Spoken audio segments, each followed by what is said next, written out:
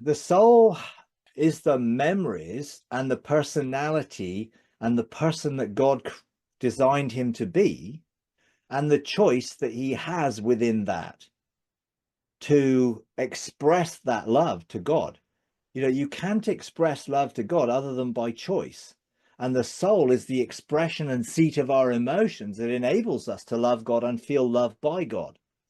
So the spirit and the soul together bring us into a wholeness of a union that when we discover what God has done for us and we come into a revelation of that, then we go through a process of where our spirit and soul become in union, and our soul comes to a point of surrendering God, which is choice.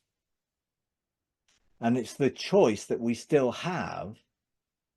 And when we are united and we are united by God, obviously, we're then not hindered by all of the negative stuff, because the memory of that point is a restoration and a healing and a bringing into wholeness that deals with our past. So, when it says, there will be no, every tear will be wiped from our eye and all of that, that happens at that moment. There's a sense where all of the baggage we carry, God brings forgiveness and healing and wholeness into. So we carry none of the negative towards it, but we carry the wisdom that we have through the process.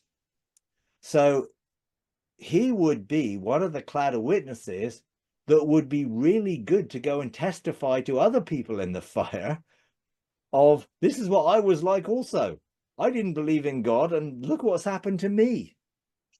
The grace of God, like, amazing grace.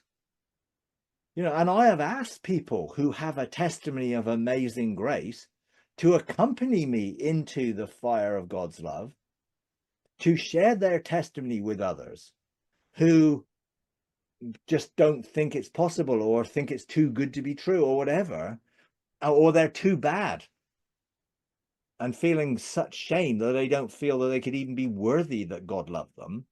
That those testimonies of God's amazing grace are powerful when they're able to share them with others who are stuck in that fiery place. So God will use that. So the memory is not removed, but the negativity of the memory is removed, because it's now clothed in mercy and love and grace.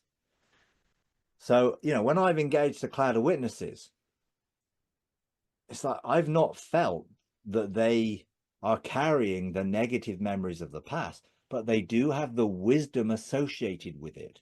So David is recognized as a man after God's own heart.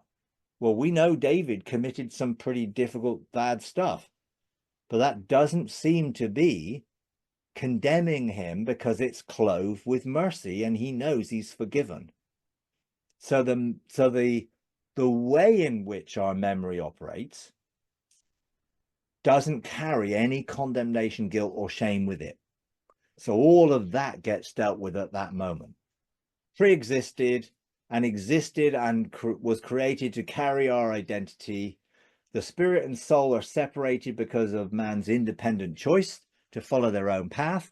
And when we discover that we are accepted and we enter into it, our spirit and soul come back into a union. But there's often a tension at that point, because the soul, our personality, our history, our choices, our mindsets, our belief systems, has ruled our life, the whole of our life, until we come to the point where we realize, wow, I've found God and God loves me. But then you still have to go through the renewal of the mind and the process of renewing of the mind here for us to accept what is true, and so that we no longer are operating out of our choice independently of God. That's what got us in the problem in the first place. So we come to the point eventually of surrendering. So I surrendered my right to choose. I didn't want the choice anymore. Now, of course, I still choose, but I'm choosing not out of the negativity of it. My choice is I'm a living sacrifice. I am in a relationship with God in which he loves me unconditionally. So I know, and I have had a revelation, and that knowledge has brought me into a different place than when I first, quote, became a Christian. My soul was still operating, even though I met God, and I knew I'd sort of met God, you know, in limitation. I could do that from an evangelical position I was in then, but I knew that God loved me, but I didn't really know what love meant. But I knew the Bible said God loved me, and I knew that I'd been forgiven and all of that. But my soul was still ruling my life, and I hadn't surrendered to God. You know, it's this thing about, well, you find Jesus and then Jesus becomes Lord, and then Jesus becomes Lord again and again and again as you surrender all the stuff that he isn't Lord of, you know. And ultimately that's a process and a journey of discovering who God is and who we are from that perspective. And on that journey, we learn to make choices aligned to God's heart rather than out of our previous understanding. And so, yes, I think, you know, the Bible describes it as a spirit wrestling against the flesh and the flesh against the spirit. That is just our right to choose. Now, God doesn't remove our right to choose, but he wants us to surrender our right to choose independently of him. And I chose that surrendering. That caused the separation of my soul and spirit and the reintegration of my soul and spirit. So my soul was no longer operating independently. And I think that's the key. You know, my soul and spirit, became unified and one, and I was no longer operating purely out of my soul's choice, because I surrendered my soul's choice to operate out of in the union where my spirit, in relationship and union with God, guided my choices. And Jesus chose only to do what he saw the Father doing. He wasn't forced, because he had already surrendered into that relationship to the Father, because he and the Father were one, in a sense.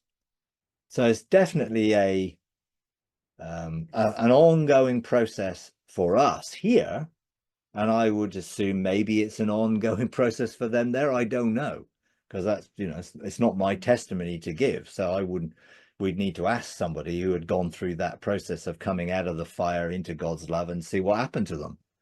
You know, and maybe it's a mystery that we're not supposed to know. You know, I don't profess to need to know everything.